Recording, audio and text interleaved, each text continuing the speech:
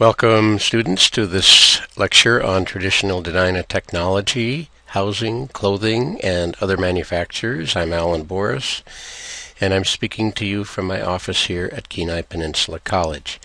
So we will have this lecture on technology and a related lecture as a separate lecture on subsistence.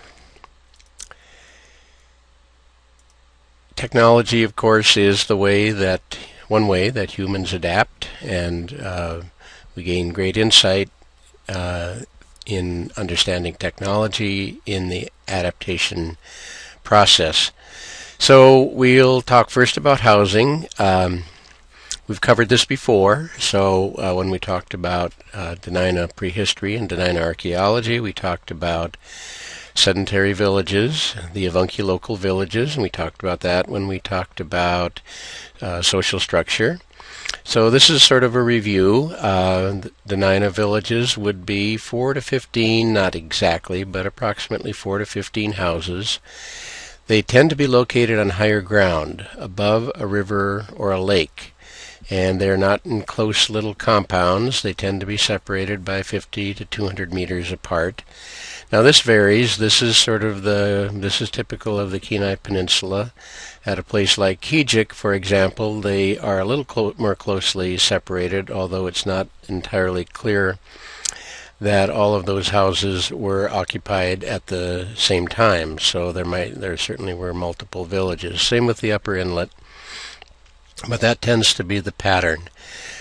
Seldom, although that's not always the case as well, but seldom are the villages right by water, right by a river, right by a creek, or right by a lake. They usually are on upper ground, higher ground, on a ridge overlooking that lake. Why is not entirely clear. I know one, should we say, possible reason, logical reason, is temperature. So temperature can, if it's, will rise according to elevation, particularly in winter. For a year, I drove recording the high and low temperatures from where I live in Kasilof to where I work at the college on the Kenai River. About 12-mile drive, and inevitably there could be as much of a difference between the very coldest areas, say 15 below, and it might be 5 above, and the upper reaches with not a great deal of elevation gain. So temperature might be one thing. You want to live in the warmer areas, but also it could simply be choice. Choice, for example, if we compare Anchorage, the hillside, with Rio de Janeiro. In Rio, the wealthier homes are in the lowland areas, and the very poor people live up on the highland areas. In the Anchorage hillside area, there tend to be wealthy homes up above, and not so wealthy homes down below, although the coastal belt changes that. So cultural preference could be part of it. People learn to live and appreciate places that they were taught to appreciate. So these houses are called nichilsh, permanent multi-room log structures, usually about 20 by 25 feet, and always with a gabled roof. That size can vary. Some of them are fairly small, others larger. And nearby in that village there would be underground cold storage pits, and we'll get to those in a moment. So in the upper right here is a drawing by Brandy Curley, who works here in the anthropology lab, a redrawing of a drawing I did, so hers is much better. And this is a model of a nichilsh at the Kabuk Visitor Center, which is across from the Russian River Campground on the Kenai Peninsula. So if you're from Anchorage or the Valley, or for that matter from the Kenai Peninsula, but if you're traveling down and you pass that, you might stop in. You will see that model, and they will take you a tour of a site. It's very nice. So this is Osgood's description of the structure. These were not notched logs, even though it appeared to be a log structure. Pre-contact wise, there weren't axes like the steel axes that would have been capable of notching logs, so they would sink poles in the corner, and these poles would refer to these poles here. So that would be they'd be sunk in the ground and then tied off in this area right here. And pardon the break, I had to get my little drawer pointer working here, and that's these poles right here. And then tied off every course of logs, and then so this would pinch together, and they'd pry open this and put in another course of logs, and there'd be another set here, of course, and they would work their way up, and in so doing have a stout structure. Once the logs were put up, Osgood describes a kind of shingling effect. So they would take ryegrass, which is a common grass, not just on the beach, but sometimes in interior areas. It's kind of a coarse grass, and lay a layer around, and then another layer around, and so on, shingling the outside, and that would protect it from water, wind, and other things. And undoubtedly they were chinked on the inside. Someday it'd be nice to build an exact model of one of these, and I'm sure that will happen one day, but very efficient log structures that would have blended nicely with the landscape.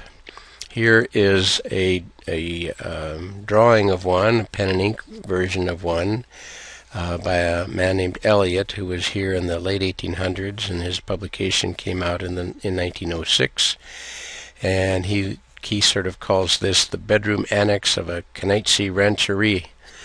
And he probably was from California, because often the native houses were called rancheries in California. And this is the only known pen and ink drawing of Nichilsh as it may have existed in the late 1800s. And by that time they were probably shifting to notching logs on the corners. Nichilsh.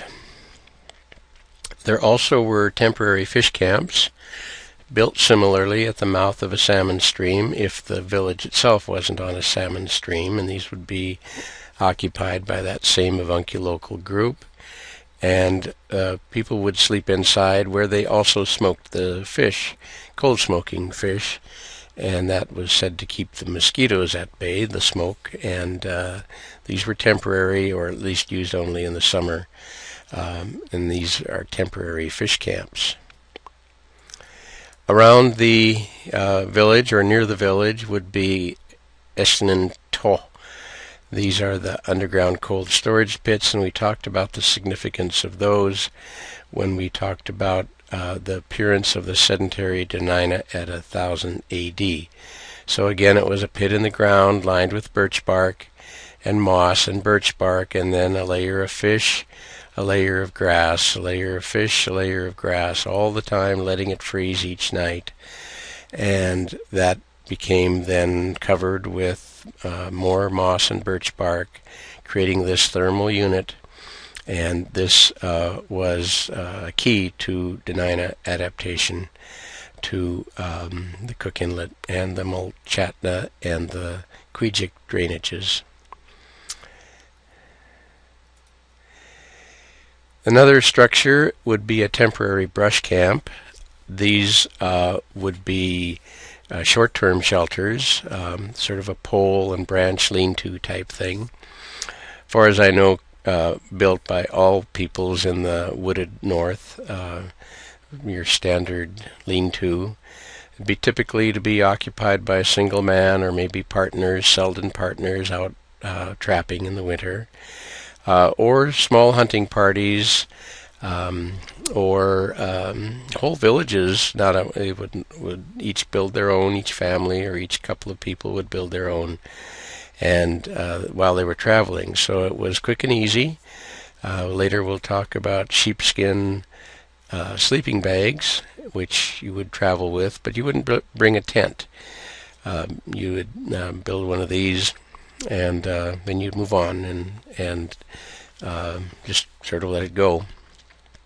I've built these, slept in them. They're pretty comfy. You have to build them so that the wind is this way,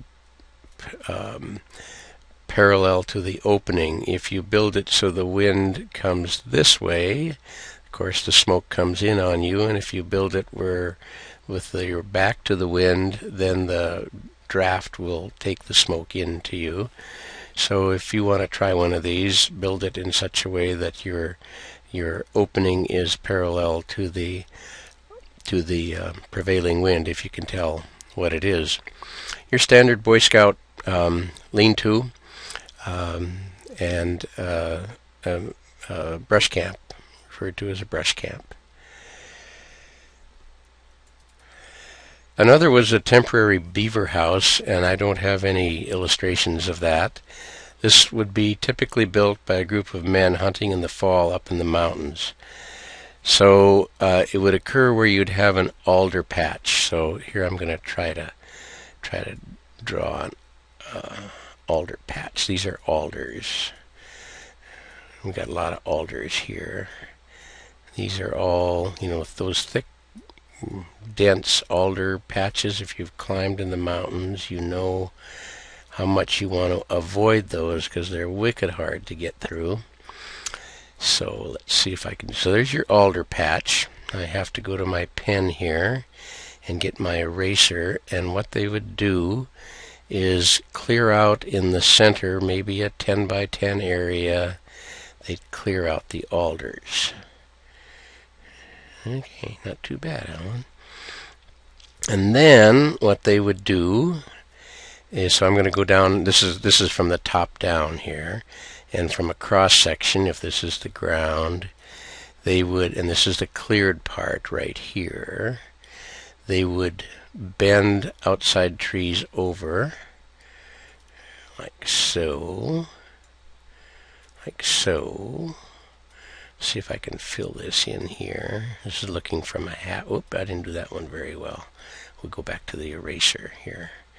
Eraser. This is and pen. And bend these over, tie them off. So that you would have this little shelter, and then use the ones you cut out from the middle to cover over the top and layer them in such a way that the wind and the water particularly would shed off. And I don't know if they probably had a smoke hole or something in the middle and built a fire inside. So the same idea. They would travel light, not carrying a tent, not carrying any skins or anything like that. Build these kind of shelters up in the mountains. When they're done, untie it. And I've watched alder grow back. They'll grow back in a year or two, and maybe even when they would go back in the next year or so. So those are temporary beaver houses. Quite a bit has been written in various cultures about the way the dwellings matched the landscape, and in all of these cases you would have dwellings matching, not being invasive to, but matching the landscape. Transportation then, in summer, we'll talk about three main types of transportation, four really. So one would be walking, jogging on well-established trails. This was more common, I think, in later times, but there were earlier trails as well. And the level of fitness is to be admired here. Peter Kalifornsky, for example, told me that it was common for them at Kalifornsky Village, when it was still occupied, about 12 miles from Kenai, to jog in on the beach for a night on the town. And they'd have a night on the town, and late at night or early the next morning, jog back home. Everybody. To jog 12 miles was no big thing. Herman Hermanson and Herman Lindgren tell the story of cutting wood in the Ski Lac Lake area and jogging 30 miles into Kenai for the dances that were held on Saturday night.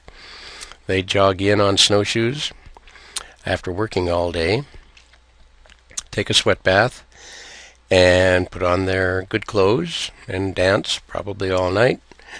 Next morning, get up, go to church, and put on their work clothes, jog back to the 30 miles to Ski Lac Lake area to be ready to go again Monday morning to work cutting wood. Very fit people. Whole villages would travel, men, women, children. And these established trails would be part of that. I should add that many of those were winter trails, and we'll talk about that next, as far as using snowshoes. Mostly in the summer, however, the rivers and lakes were used because of the marshy conditions and of the hinterland and the dense forest. The summer transportation was primarily water transportation. So birch bark canoes were used. Here's a picture from Osgood's book, which you have in your packet, of a birch bark canoe. Since birch bark grows more in northern areas, this would be more typical of, say, from Ninilchik north and probably more in the Tyonek area north, and so on. But there's plenty of birch bark around, and this is your standard northern birch bark canoe. This is a Dena'ina style. A second type of transportation was this moosehide boat. And here Peter Kalifornsky's father and uncle are in one of those moosehide boats. We haven't been able to find, or I haven't been able to figure out exactly where this was. It looks like it's on a lake. Thought initially it was Tustumena, but it's not Tustumena. I went up trying to match the photo with the place, but haven't quite succeeded yet.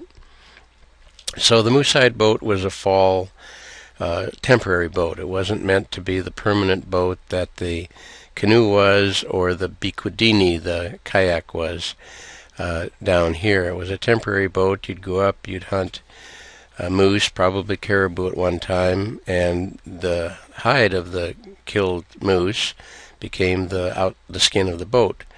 And then you would put the meat and all into the boat and go back downstream. So these were mainly downstream boats. They were not as sleek and easy to maneuver as birch bark or certainly the kayaks.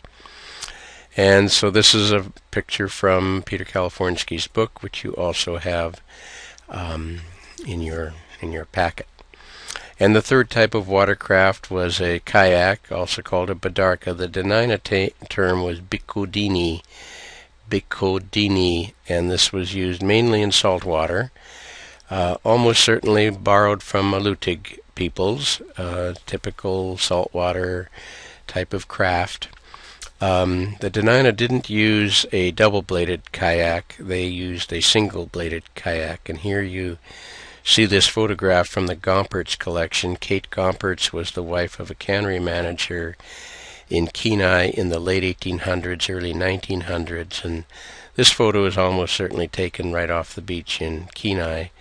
And there you see that typical prow, and the men have a single-bladed paddle here.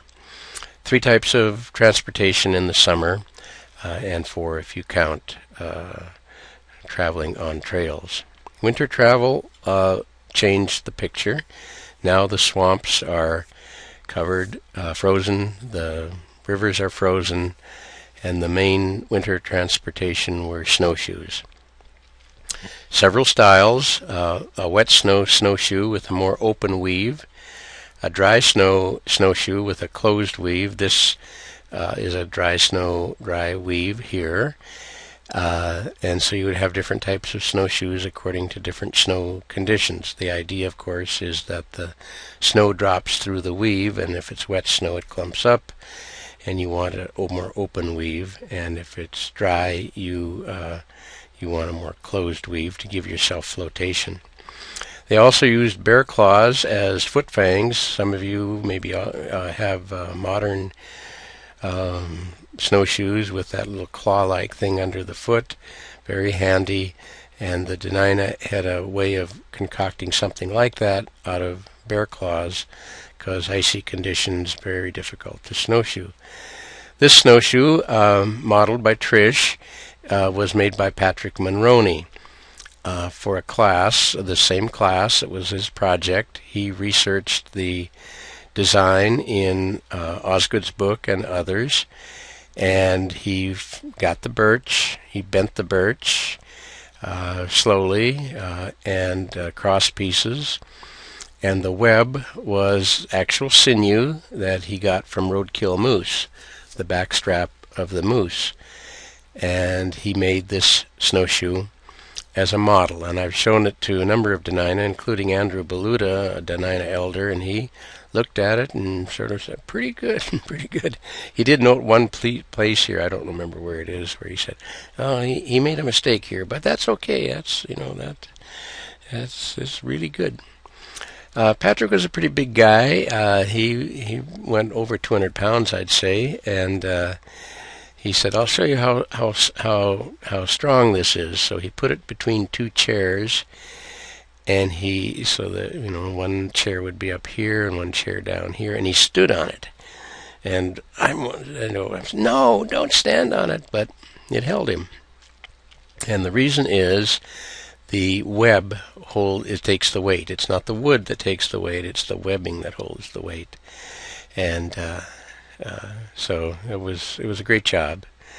For his project, he said he was going to make a pair of snowshoes, but he only made one, so I had to give him a B. And I hope you don't take that seriously. It was a great job.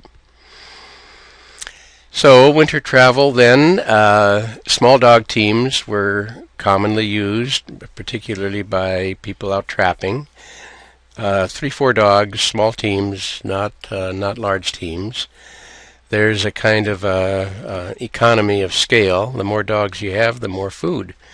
And if you're just out traveling, one or two people, small dog teams are what you want to have because you have to feed those dogs.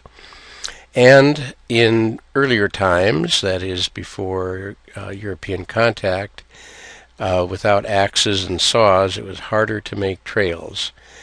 We don't have the same sort of natural trails like the Yukon River or any of the rivers up north that are wide and frozen for the most part. The Kenai River, for example, typically breaks up. The Susitna River breaks up. Places like the Chewitna River break up at times, so that you can't count on them for large dog team travel. So it was more typical to use these small dog teams. But with the ability to make trails and that sort of cost-benefit ratio with canneries coming in, so probably more access to dog food, these large dog teams began to appear, and also mail and goods from trading posts. So this is a picture of a dog team that was used in the Seward area to bring goods over to Kenai, and big dogs and strong dogs, not fast dogs. These aren't going to win the Iditarod race, but they're going to do very well in cold, harsh conditions. So that appears later time. So we'll move to clothing. The basic garment was a tanned caribou hide belted tunic. This one doesn't have the belt, which reached to just above the knee for men and below the knee for women. So the one pictured to the right is a picture from Osgood's book, and it would be a woman's tunic, usually pointed in the front and back, and not always, but usually, and fringed. The fringes across the chest area and on the bottom. Fringes, I've read and been told numerous times, function to wick water away. I don't know if that's true or not, but it seems like a good story. The dress version would have been very elaborate and decorated with quills, and I'll show you that, or dentalium shells, tanned to this sort of off-white. And I've seen in back rooms of museums, I've seen these garments, and they're just absolutely beautiful and very soft and very supple and just amazing garments. Not leathery, creaky, hard, but soft, supple garments. Men wear the tanned skin pull-on pants underneath, but the women only the tunic, and of course it's longer. Here's some more pictures. This is a tunic that has the different style quill work, beadwork, at the top, the fringing. Beautiful colors. Another one here, lower right, different colors. It's possible that the colors reflect clan identity, but nobody's quite figured that out yet. Possibly the beadwork pattern reflects clan identity. This one in the upper right is a woman's Dena'ina garment in the Anchorage Museum, and that is, I believe, on display. And there's her cap, which draped down over the back. Men didn't wear this type of cap, but women did. The tanning was probably brain tanning as the main agent. They could tan with the hair on, the hair off. They were experts at doing this type of work. Brains provides the right amount and type of acid that helps break down the stiffness without breaking down the garment too much. Boots then were knee length, tied off at the top, and probably also tied off with right here, and those were decorated as well, those ties. Caribou, could be sheep, and if the hair on would be very warm. The soles were brown bear or beluga skin, and this would be the sole. Of course, this part sewed on here, so you could unsew it and replace the sole, and this part of the garment, of course, is still good as you wore out the sole. Brown bear and beluga are both very tough skins, so they're not going to wear out very fast. They were greased with porcupine grease for water repellency, so the porcupine is boiled in water, and you skim off the grease that rises to the top, and that becomes the not waterproofing agent, but the water-resistant agent. You want the boots to breathe. You want them to repel water, but not be totally waterproof, because then you have problems with your feet sweating and potentially trench foot. Often trimmed with marten, lynx, or beaver. Interestingly, the poor were said to trim their boots with mink. Sort of the opposite. We have that standard where mink is the high-class fur, and with Dena'ina was the low-class fur. Old men and children usually went barefoot unless traveling, as did men when running down game, and that's sort of a curious thing. How going barefoot seems like that's a pretty harsh thing to do. I was once in a 10K running race, and this was in Oregon, and it was on pavement, but there were a lot of gravelly little stones, and some of you have been in 10K races, especially when you're back in the pack, as I always am.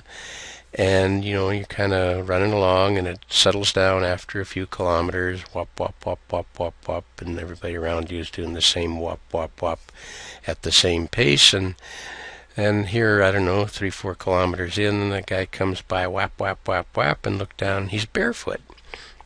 And he, of course, attracted quite a crowd at the end. And the calluses on his feet were, I didn't touch them, tell you the truth, but they were a good quarter of an inch, maybe more. Very tough. And he just didn't like wearing shoes, and I don't know what he did for a living, but he didn't wear shoes. So he was able to run in that kind of condition, and this probably would have been typical of most people in Dena'ina territory, pre-contact wise, building up the toughness. And that's also a good thing, because it means that you have a kind of resistance to any kind of foot problems that might occur. So winter clothing then, the same tunic and pants as the summer. So you wear the same summer gear, but over that you had a belted, hooded fur parka, anorak style, or a coat that didn't have the that wasn't an anorak style coat, and that would reach just below the knee for men, or ankles for the women. So these long coats, caribou, tanned with the fur on the outside, ties at the wrist and hood, and the sheepskin parkas were known, but they were rare. Too hot. So you know there's that right balance of having enough insulation so you're comfortable, but not too hot so you sweat, and that defeats the purpose. I don't have any pictures of that, but this one is probably the hunter's garment. Active hunters used a waist length parka made of caribou tanned with the fur on the outside. Well, this one doesn't have the fur on the outside, but it's sort of that smaller parka. This illustration is from Osgood. They'd carry it while they were traveling because they're snowshoeing, they're exerting. Those of you who are snowshoers or skiers know that you can't have all your insulation on, or you're just going to sweat too much and defeat the purpose. But you put it on when you're in camp. You put your coat on when in camp. Rich men occasionally have parkas made of eagle or loon skin. Took about 20 skins, and the feathers are plucked, but the down is left on. And those examples that are in museums are just remarkable. They're just amazing and very warm and very beautiful, but I'm sure took more effort to make than the average parka. Winter clothing. In addition to the parka were winter overpants, so these would be pulled on over the regular pants with the footy here, this sort of jammy-like footy, sewn in, and that becomes your winter garment, sort of like overpants that skiers will sometimes wear. And this would be lined with grass or rabbit fur. Grass is a very good insulator, and of course once it gets wet you simply toss it out and put in dry grass. Sort of like some of you may have Sorel type boots, and you know once the liner gets wet it's pretty much useless, so if it's really cold you carry a second liner. Rabbit fur, also extremely warm. Same thing, they probably wouldn't have thrown it away, but they would have exchanged dry rabbit fur when they're traveling or working in cold weather. Easily as functional as any modern winter gear that we have today, I would say. It's a real trick working outside in winter for 8 hours a day or longer, well into the night. And the idea is to be able to manage your clothing, know how much to wear, know when to take it off, when to put it on, having the right gear. There's an old Swedish saying that says there's no bad weather, only bad gear. If you got the right gear, know how to use it, you'll do okay. I wouldn't be surprised if there's something like that in every northern people's vocabulary. No bad weather, only bad gear. So this is some of the winter clothing that would have made active outdoor work possible in the winter for the Dena'ina. The quill work and bead work is very interesting. This illustration in the upper left is quill work. It was, you can see this, but it was built on a panel, and that panel then sewn into the garment, so it could be removed, exchanged, whatever. It wasn't, the quills weren't sewn directly onto the garment, but onto this panel. And the quills are flattened and processed and dyed, and the technique of sewing is this over-under type thing. The dye would be either that red claystone ground up, or possibly alder. You know, if you've cut alder and peel off the bark, it turns that reddish kind of rust hue, which is a very beautiful color. It's used by a lot of people in the north. The Sami in particular use that color for a lot of coloring. And the black, I don't know, charcoal, some version of charcoal. And this is probably the natural color right here. So porcupine quill work is very beautiful, but gave way to beadwork, and beads were highly desirable in the early trade to create patterns like this, and then patterns like this. So the early quill work was geometric in style, and that style then carried over into beadwork, geometric forms like right in here. But eventually the beadwork went from geometric forms to these floral patterns, and these patterns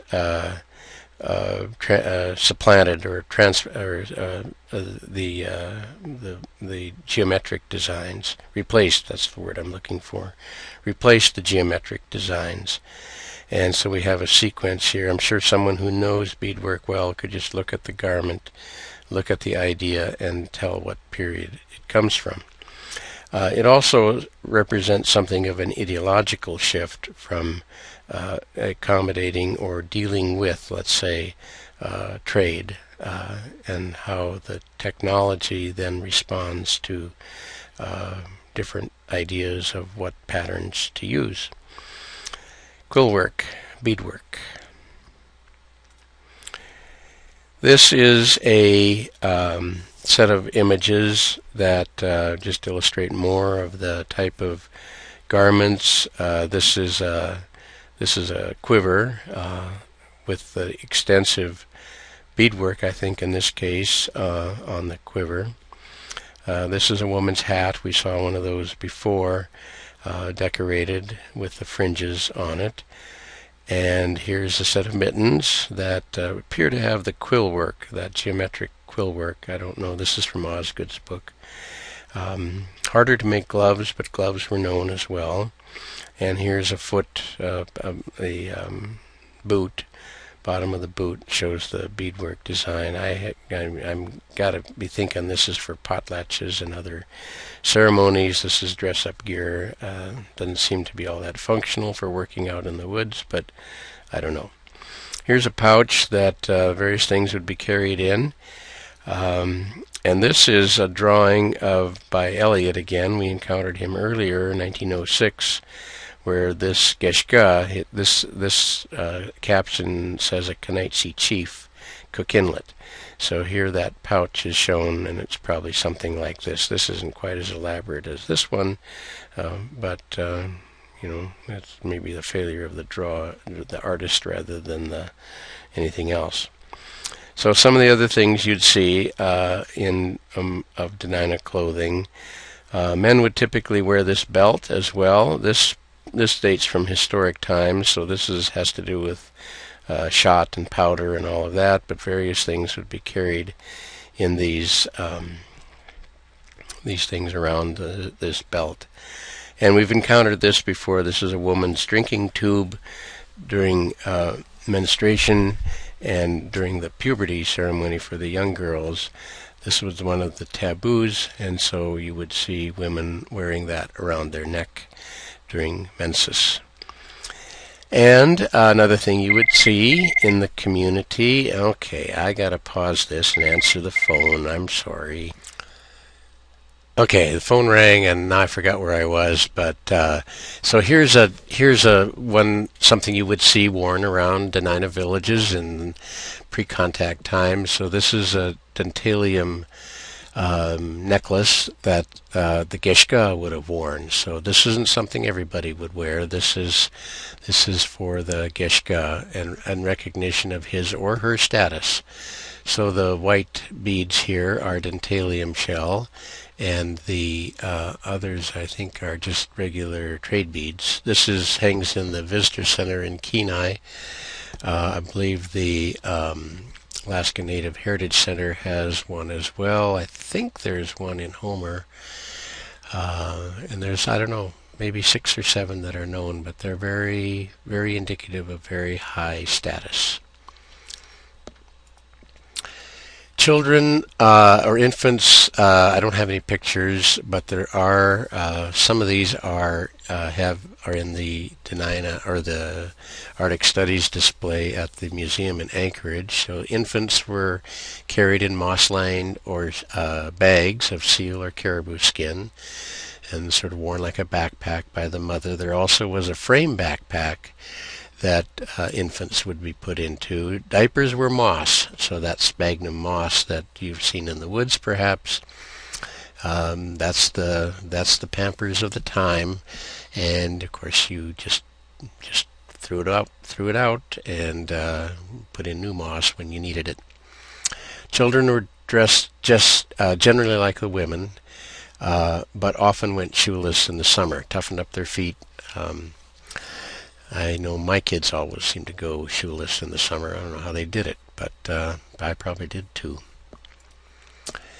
Waterproof gear is important. We're northern people and we're coastal people for the most part, and so we need to have waterproof gear. So an anorak was made from intestines of brown bear or beluga. Now you might think there's a yuck factor here, something made of intestines, but I have seen these.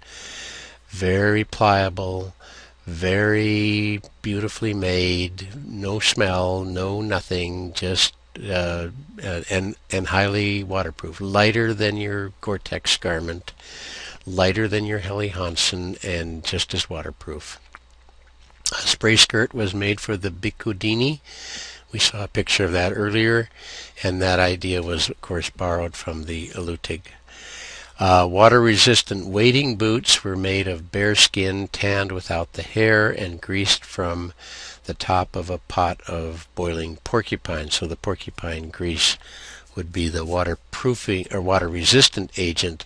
That doesn't make the boots waterproof. Same thing that we talked about. You don't want to, on a regular basis, you don't want to have boots that don't breathe because of the fear of trench foot. But occasionally you do want waterproof, totally waterproof wading boots, and those were made from sea lion esophagus with soles of walrus, and this would have been traded in from Yupik or Alutiiq territory. So same thing, these were the esophagus, the windpipe, was processed in such a way that it was both waterproof, but was very pliable and easy to use. Waterproof gear. Sleeping robes and bags. I don't have any images of these, but robes were made of ground squirrel. It was said to take 20 skins to make a robe, or marten, or lynx, or sea otter, or beaver. The rich had beaver skins, and these would have been used in the Nechilsh. Here we'll make some robes here that would have been in the sleeping areas. Deliciously warm, I think. Spread on top of spruce boughs. When I go winter camping, I spread spruce boughs down and I put my thermarest on top and then a sleeping bag, but this would have been something similar. Sleeping bags for traveling were made of sheepskin with the wool inside, also made of caribou. And I just have this image of a wool sleeping bag. Heavy, yes, but man, that must have been wonderfully warm. Basketry. So these are baskets that are made by Helen Dick of Lime Village. Here Elizabeth is modeling these baskets, beautifully made baskets, and this would have been one of the high art forms of Dena'ina people. There were also baskets made of spruce root or woven birch bark and grass mats, but this basketry is just of the highest order and quite remarkable. Waterproof, of course, would hold water, could be used for a lot of different things. I showed you, remember, the basket that was used for stone boiling, and when we talked about the riverine culture, and these would be just general purpose baskets. Here's how to sew a waterproof seam with birch bark. This is an illustration from Osgood. Very cleverly illustrated, I have to say. Folded over birch bark, and it shows the sewing pattern. Some of you might be looking for a project to do for this class, and this would be a good one. See if you can figure out how to do a waterproof seam. This would be spruce root, undoubtedly here. Possibly sinew, I don't really know. You'd have to research that, but this is the birch bark up here. These are bowls. Most of these are in the Peabody Museum at Yale University. The coloring is kind of faded, but it's either that chalk rock or red claystone or alder. I kind of think it might be alder, but I don't know.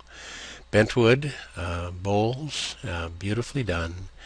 Here's the image in the bottom of this bowl here, the smaller bowl. Here are some of the baskets, spruce root or woven birch fiber. I don't know enough truth to tell about baskets to know which is which here. This one's in the Peabody Museum, and this is illustrated in Osgood. Has a similar geometric design pattern as the quill work does. Lines, I know I've seen illustrations of lines, but I couldn't find them, and they're from Captain Cook and Captain Vancouver's voyage. So they had a lot of different lines. Speaking of those voyages, Captain Cook in particular was very impressed with the Denina lines, and you would if you were a mariner. One of the world's great mariners, he was impressed with the number of ropes and lines they had.